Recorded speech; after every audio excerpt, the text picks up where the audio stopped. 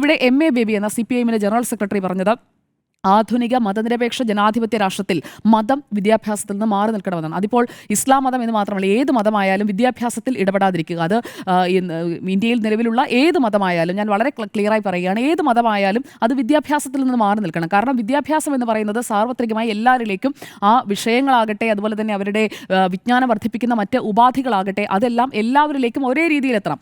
ആ ഒരേ രീതിയിൽ എത്തുന്ന ഒരു സാഹചര്യം തടയുന്നത് ആരാണോ അവരാണ് യഥാർത്ഥത്തിൽ എതിർക്കപ്പെടേണ്ടത്. ഇവിടെ ഈ അടിച്ചേൽപ്പിക്കാൻ ശ്രമിക്കുന്ന ഈ മതവാദികളെയാണ് കേരളം ഒന്നാകെ നിന്ന് ചെറുക്കേണ്ടത്. അല്ലാത്ത പക്ഷം അത് വലിയ രീതിയിലുള്ള പ്രത്യാഘാതങ്ങൾ വരും തലമുറയ്ക്ക് ഉണ്ടാക്കുമെന്നേ.